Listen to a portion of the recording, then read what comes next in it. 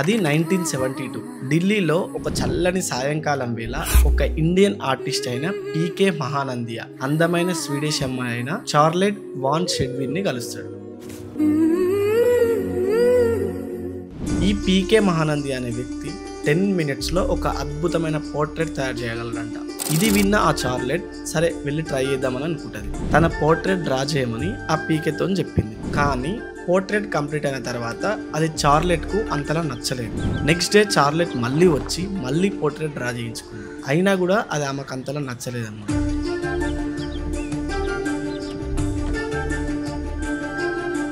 But ఇలా రోజు వచ్చి పోర్ట్రేట్స్ చేయించుకోవడం వల్ల పీకే అండ్ చార్లెట్ కు మంచి ఫ్రెండ్షిప్ కుదిరింది. మన పీకే ఒడిస్సాలో ఉంటుండే. సో ఈ మంచి ఫ్రెండ్షిప్ వల్ల చార్లెట్ పీకేతో కలిసి ఒడిస్సా కూడా వెళ్ళిపోయింది. అక్కడ చార్లెట్ మన ఇండియన్ కల్చర్ను తెలుసుకుంది, ట్రెడిషన్స్ను యాక్సెప్ట్ చేసుకుంది. ఇలా వారి మధ్య ప్రేమ ఇంకా పెరిగింది. ఆమె పీకే వాళ్ళ ఫ్యామిలీని కలవడానికి వెళ్ళినప్పుడు మన ఇండియన్ కల్చర్ ప్రకారం శారీలోనే వెళ్ళింది. తర్వాత వాళ్ళిద్దరూ హ్యాపీగా ట్రైబల్ ట్రెడిషన్ లోనే పెళ్లి కూడా చేసుకున్నారు. పెళ్లి అయితే జరిగింది, కానీ చార్లెట్ మళ్ళీ స్వీడన్ కు రిటర్న్ వెళ్లాల్సి వచ్చింది. 1 సంవత్సరం పాటు ఇద్దరు కేవలం ఉత్తరాలు పంపించుకుంటూ కనెక్ట్ అయి ఉన్నారు. ఫైనల్ గా పీకే స్వీడన్ కు వెళ్లాల్సి వచ్చింది, కానీ టికెట్స్ కొనడానికి కూడా డబ్బులు లేవు. కాబట్టి అతని దగ్గర ఉన్నవన్నీ అమ్మి ఒక సైకిల్ కొని 22 జనవరి 1977 రోజున ఢిల్లీ నుండి స్వీడన్ వరకు సైకిల్ ప్రయాణం స్టార్ట్ చేసింది. 5 months, కొన్ని వేల కిలోమీటర్లు, ఎన్నో దేశాలు దాటి 28 మే 1997 రోజు స్వీడన్లో చార్లెట్ను కలుసుకొని అక్కడ ఇద్దరు మళ్ళీ పెళ్లి చేసుకున్నారు. 40 years నుండి ఇద్దరు కలిసే ఉంటున్నారు. ఈ స్టోరీ మీకు ఒక ఫిలిం స్టోరీ లాగా అనిపించినా కానీ పీకే విషయంలో మాత్రం ఇదే నిజం. ఇంకా ఆయన ఏమంటున్నాడంటే, I did what I had no money but I had to meet her. I was cycling for love but never loved cycling. దీని మీనింగ్ ఏంటంటే, నేను ఏం చేయాలో అది చేసిన, డబ్బులు లేకున్నా ఎలాగైనా ఆమెను కలవాలి. నేను నా ప్రేమ కోసం సైకిల్ దొక్కిన, కానీ నాకు సైక్లింగ్ అంటే ఇష్టం లేదు. చూడండి ఎంత బాగుంది కదా. ఇది కదా అన్కండిషనల్ లవ్ అంటే, ఇది కదా ప్యూర్ లవ్ అంటే. కానీ ఇప్పుడు ఇది చూడండి. Would you rather be in a situationship or part of the hookup culture? Situationship 100%. Right now I'm in a hookup scene. Probably a situationship. What's the highest acceptable body count? 10? 10, 11, yeah. 10 maybe. ముందు చూసిన story ప్రేమ, కానీ ఇది కోమ. Gen Z relationship ప్రపంచానికి స్వాగతం, సుస్వాగతం. ఈ వీడియోలో మీకు కొత్త పదాలు, కొత్త బంధాలు ఎదురవుతాయి.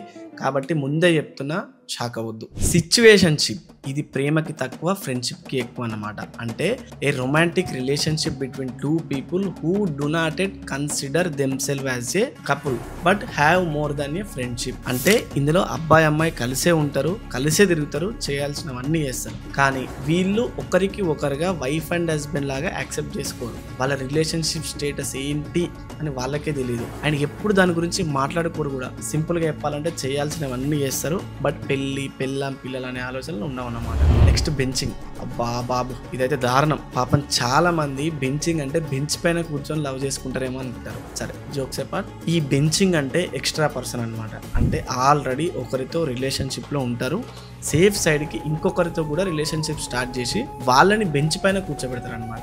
ఇవన్నీ మీరు ఎక్కడో ఒక చోట వినే ఉంటారు, కానీ ఇప్పుడు ఒక కొత్త టర్మ్ కూడా మార్కెట్లోకి వచ్చింది. అదే రోచింగ్ అంట. అంటే చాలా మందిని ఒకేసారి డేట్ చేస్తూ సీక్రెట్ గా మెయింటైన్ చేయడం. ఏంటో భయ ఈ లోకం. టెక్స్టేషన్షిప్ అంట. అంటే ఇది కేవలం ఆన్లైన్ మెసేజెస్ వరకు ఉంటుంది. ఫ్రెండ్స్ విత్ బెనిఫిట్స్ అంట. సింపుల్ గా చెప్పాలంటే ఫ్రెండ్సే, కానీ లవర్స్ చేసుకునే అన్ని పనులు చేసుకుంటారు. గోస్టింగ్, ఒక పర్సన్ మీతో మంచిగా మాట్లాడి ఒకేసారి సడన్ గా మాయమైపోవడం. ఇవే కాదు, ఇంకా ఎన్నో కొత్త పదాలు మీరు స్క్రీన్ పైన చూడొచ్చు. ఇవన్నీ ఎక్స్ప్లెయిన్ చేయడానికి రీజన్ ఏంటంటే, అప్పట్లో మన తాతల కాలంలో ఉన్న, ఈ కాలంలో ఉన్న రిలేషన్షిప్ డిఫరెన్సెస్ తెలుసుకోవాలని. ఆ కాలంలో ఒక్క లెటర్ కోసం ఎన్ని వారాలైనా వెయిట్ చేస్తుండే, కానీ ఈ కాలంలో ఒక్క మెసేజ్కి రిప్లై లేట్ అయినా మీరు గోస్ట్ అయిపోతారు. ఇంటర్నెట్ ఇంకా డేటింగ్ యాప్స్ ఈజీగా అవైలబుల్ ఉండటం వల్ల ఒక పార్ట్నర్ను వెతకడం చాలా ఈజీ అయింది. అందుకే అందరూ ఈ రేస్లో దూకేస్తున్నారు. ఒక పార్ట్నర్ను వెతకడం అంటే ఒక గేమ్ అయిపోయిందా? ఈ టెక్నాలజీ వచ్చాక రిలేషన్షిప్, ప్రేమ, రిలేషన్స్ వీటి అర్థం మొత్తం మారిపోయింది. అసలు ఈ జెన్జీ రిలేషన్షిప్స్ యొక్క లాజిక్ ఏంటో ఈ వీడియోలో కంప్లీట్గా తెలుసుకుందాం. Hello and welcome to my channel. నేను మీ మహేష్. ఇలాంటి ఇంట్రెస్టింగ్ టాపిక్స్ కోసం మన ఛానల్ని ఇప్పుడే సబ్స్క్రైబ్ చేసుకుని నోటిఫికేషన్ ఆన్ చేసుకోండి. లాస్ట్ వీడియో మన ఇండియన్ యూత్ బెట్టింగ్స్ అడిక్ట్ అయ్యి ఎలా నాశనం అవుతున్నారని ఒక మంచి వీడియో చేసిన. ఇంకా ఎవరైతే చూడని వాళ్ళు ఉంటే ఇప్పుడే వెళ్ళి చూడండి, లింక్ డిస్క్రిప్షన్లో ఉంటుంది, లేదంటే నేను ఇక్కడ ఐ కార్డ్స్లో ఇస్తే వెళ్ళి చూడండి.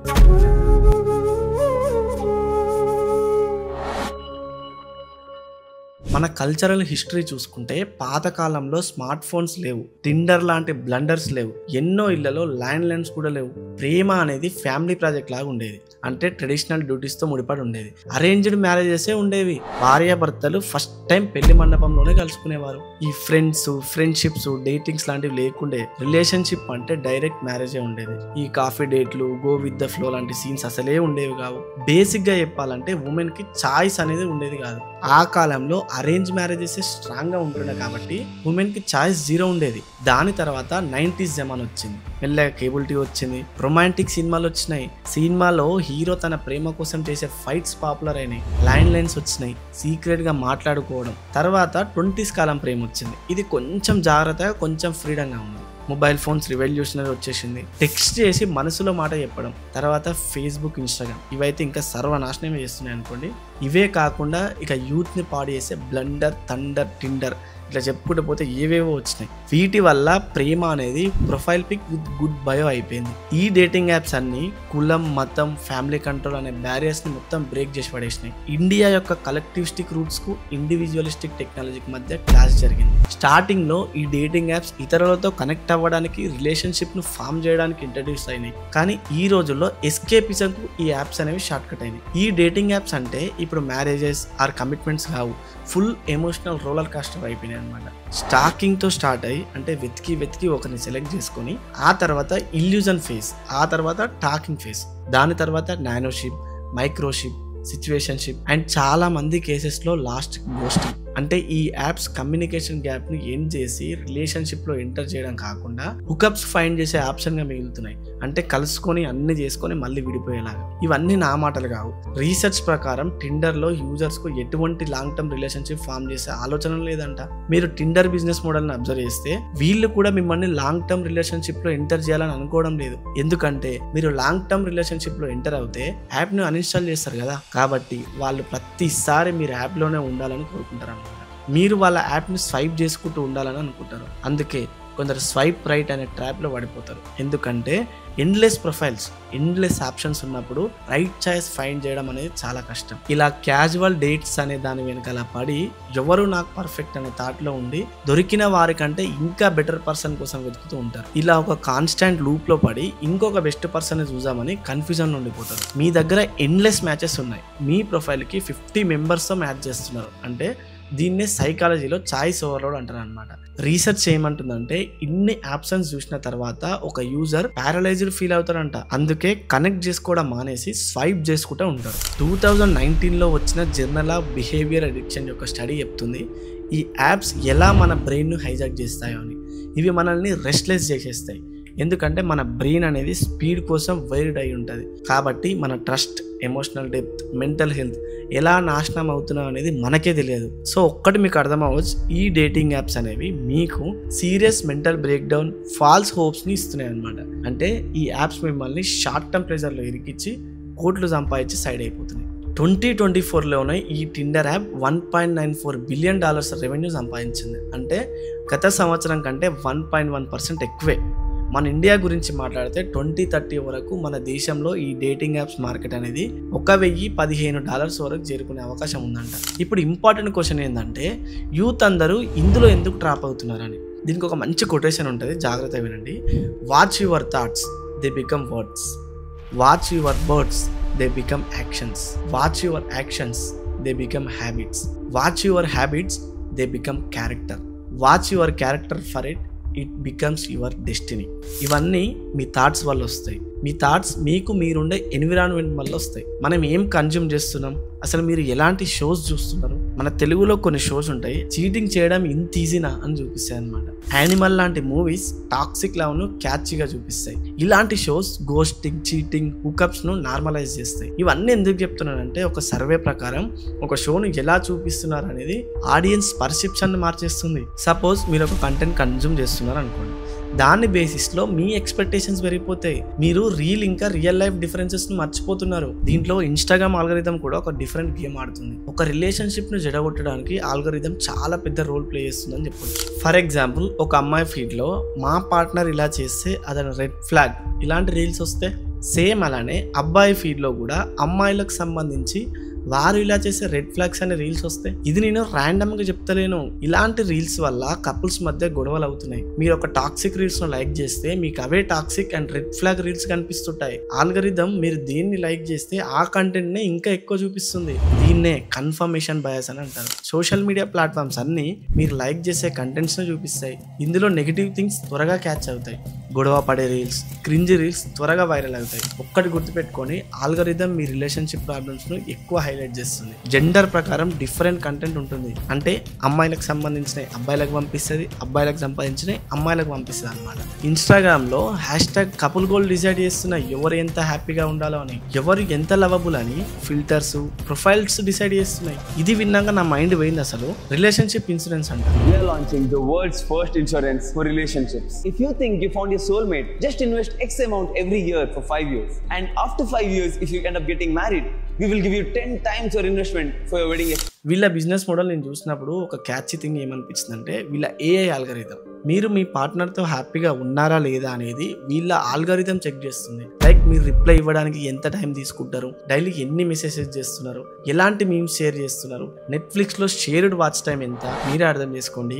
ఇక వీటి వల్ల లాయల్టీ అనేది ఎంత రేర్ అయిపోయిందో. మనం పొద్దున్నే లేచినప్పటి నుండి ఎన్నో స్టోరీస్ చూస్తున్నాం. అంతెందుకు సమంత, నాగ చైతన్య గారు ఎంత లవబుల్గా ఉంటారు. ఎవరైనా అనుకున్నారా సడన్ గా మేమిద్దరం విడిపోబోతున్నాం అనే పోస్ట్ చేసుకుంటారని? ఎవరు ఎలా విడిపోతున్నారో, ఎవరు ఎలా చీట్ చేస్తారో మనం చెప్పలేం. సోషల్ మీడియాలో కనిపించేంత, చూపించేంత ప్రేమ రియాలిటీలో ఆ డెప్త్ ఉండట్లేదు కాబట్టే పార్ట్నర్స్ లోన్లీ ఫీల్ అవుతున్నారు. అందుకే ఓన్లీ ఫ్యాన్స్ లాంటి ప్లాట్ఫామ్స్ ను మ్యారీడ్ మెన్ ఎక్కువ చూస్తున్నారంట. అంటే రిలేషన్షిప్స్ లో డెప్త్ లేక వేరే వాళ్ళను ఆన్లైన్ లో చూస్తున్నారంట. ఈవెన్ దో వాళ్ళు మ్యారీడ్ అయినా కూడా ఎవరో ఒక ముఖం తెలియని అమ్మాయిల కోసం వాళ్ళు కొన్ని లక్షలు ఖర్చు పెడుతున్నారు. ఎందుకంటే వాళ్ళు just because they are sexually not satisfied. Loneliness ను WHO ఆల్రెడీ ఒక హెల్త్ కన్సర్న్ అని డిసైడ్ చేసింది. దీన్ని క్యాపిటలైజ్ చేసి ఇలాంటి డేటింగ్ కంపెనీస్ లాభాలు పొందుతున్నాయి. 2024లో ఓన్లీ ఫ్యాన్స్ యొక్క సంవత్సరం రెవెన్యూ $1.3 బిలియన్. ఒక్కసారి ఈ అకౌంట్ చూడండి, చూడటానికి చాలా బ్యూటిఫుల్ గా ఉంది కదా, కానీ ఇది ఒక ఏఐ అకౌంట్స్ ను కూడా ఫాలో అవుతున్నారు. ఏఐ గర్ల్ ఫ్రెండ్స్ అంట. కొన్ని వేల మంది ఏఐ గర్ల్ ఫ్రెండ్స్ ఉన్నారు. వీళ్ళు $1 per minute తీసుకొని ప్రేమను పంచుతున్నారు. చాలా మంది ఎఫెక్షన్ కోసం పే కూడా చేస్తున్నారు. మీకు అర్థమవుతుందా? అసలు జనాలు రియల్ ప్రేమను రిస్కీ అనుకుంటూ ట్రాప్ లో పడిపోతున్నారు. ఫోన్లో ఏఐ పిక్స్ చూసి నమ్మేస్తున్నారు.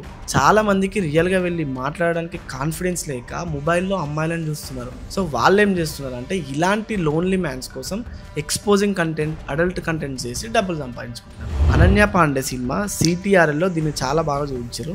జనాలు రియల్ కన్నా విర్చువల్ రిలేషన్షిప్ను ప్రిఫర్ చేయడం, అంటే కంపానియన్షిప్ వితౌట్ జడ్జిమెంట్ అనమాట. అంటే ఏఐ ఎప్పుడు మీతోనే ఉంటుంది, మిమ్మల్ని ఎప్పటికీ జడ్జ్ చేయదు, మీకు నచ్చినట్టు కస్టమైజ్ చేసుకోవచ్చు అనేది ఈ మూవీలో చూపించారు అనమాట. ఇదంత మంచిదేం కాదు. ఈ ట్రాప్ లో పడి ఎందరో తమ ప్రాణాలను కోల్పోయారు. US లో ఒక 14 years అబ్బాయి ఒక ఏఐ క్యారెక్టర్ తో ఎంత అటాచ్ అయిపోయాడు అంటే, ఏఐని ప్రేమించడం స్టార్ట్ చేసింది. ఇంట్లో వారు ఆపితే తన లైఫ్ నే ఎండ్ చేసుకున్నారు. MIT సైకాలజిస్టులు ఏం వార్నింగ్ ఇస్తున్నారంటే, ఏఐ తోని ప్రేమలో పడకండి. ఏఐ కేవలం నటిస్తుంది, మిమ్మల్ని కేర్ చేయదు. ఏఐ అనేది ఒక టూల్ మాత్రమే. అది మంచి చేయొచ్చు, చెడు కూడా చేయొచ్చు. ప్రాబ్లం ఎక్కడంటే, ఏఐ కంపానియన్ ను రియల్ అనుకొని విర్చువల్ ఇంకా రియల్ వరల్డ్ డిఫరెన్స్ మర్చిపోయినారు. ఇప్పుడు ఈ ప్రాబ్లంకు సొల్యూషన్ గురించి చూద్దాం. ఫస్ట్ పాయింట్, మీరు ఎస్కేపిజం నుండి సేవ్ అవ్వండి. హుక్అప్స్, ఎండ్లెస్గా స్వైప్ చేయడం, వీటిలో మీరు ఎంత ఇన్వాల్వ్ అయితే మీరు అంతే డిప్రెస్డ్గా ఉంటారనమాట. మీకు ఏం కావాలో, మీ బౌండరీస్ ఏంటి, మీ కెరీర్ గోల్స్ ఏంటి అనేది ఎగ్జాక్ట్గా తెలుసుకోండి. అప్పుడే మీరు ఒక పర్సన్తో రియల్ రిలేషన్షిప్ బిల్డ్ చేసుకోగలుగుతారు. మీరు మీ సోషల్ మీడియా యూసేజ్ను లిమిట్ చేయాలి. మీకు ఏం కావాలో మీరే డిసైడ్ చేయాలి, అంతేకాని మీ సోషల్ మీడియా అల్గోరిథం కాదు. సోషల్ మీడియాలో సైకాలజిస్ట్, రియల్ లైఫ్ స్టోరీ టెల్లర్స్ను ఫాలో అవ్వండి. గోస్టింగ్, బెంచింగ్, తొక్క, తోలు వీటి నుండి బయటికి మీరే రావాల్సి ఉంటుంది. లైఫ్లో సెల్ఫ్ కంట్రోల్ తెచ్చుకోండి. రోజుకొకరిని వెతకడం కాదు, మీరు మీ లైఫ్ని స్టేబుల్ చేసుకోవాలంటే లాంగ్ టర్మ్ రిలేషన్షిప్స్ను బిల్డ్ చేయండి. మీకు ఓన్లీ స్వైపింగ్, మ్యాచింగ్ యొక్క అడిక్షన్ అయితే మీరు లైఫ్లో ఒక్కరితో ఉండలేరు. 2 to 3 months తర్వాత మళ్ళీ గోస్టింగ్, లైఫ్ మొత్తం పీడకలలాగా మారిపోతుంది. ఎప్పుడైనా సరే హార్ట్ బ్రేక్స్కి అంతలా భయపడకండి. ప్రతి సిచ్యువేషన్ ఫేస్ చేసే విధంగా స్ట్రాంగ్ అవ్వండి. మీరు డీప్గా డేటింగ్ యాప్స్లో చిక్కుంటే మైండ్ఫుల్ మెడిటేషన్ మీ మైండ్ని రిలాక్స్ చేస్తుంది. ఎండ్ ఆఫ్ ది డేలో మీకు కావాల్సింది 500 మ్యాచెస్ కాదు, రియల్ లైఫ్లో మీ కష్ట సుఖాలను పంచుకునే ఒక్క లైఫ్ పార్ట్నర్ ఉంటే చాలు. అర్థమైంది కదా? వీడియో ఎలా ఉందో కామెంట్స్లో చెప్పండి. నెక్స్ట్ ఎలాంటి టాపిక్ పైన వీడియోస్ కావాలో చెప్పండి, నేను ఖచ్చితంగా చేస్తాను. ఇంకా ఏదైనా యూనిక్ టాపిక్స్ ఉంటే నాకు చెప్పాలనుకుంటే నా ఇన్స్టాగ్రామ్కి మెసేజ్ చేయండి. నా ఐడి వచ్చేసి మహేష్ టాక్స్ తెలుగు అని ఉంటుంది. ఎవరైనా ఇంకా మన ఇన్స్టాగ్రామ్ని కూడా ఫాలో అవ్వకపోతే ఇమీడియట్లీ ఫాలో అవ్వండి. అలానే కొత్తగా ఇప్పుడు ఎవరైతే మన వీడియోస్ చూస్తున్నారో ఇప్పుడే ఛానల్ని సబ్స్క్రైబ్ చేసుకొని నోటిఫికేషన్ ఖచ్చితంగా ఆన్ చేసుకోండి. మంచి మంచి వీడియోస్ మిస్ అవ్వకుండా ఉంటారు. Thanks for watching. జై హింద్.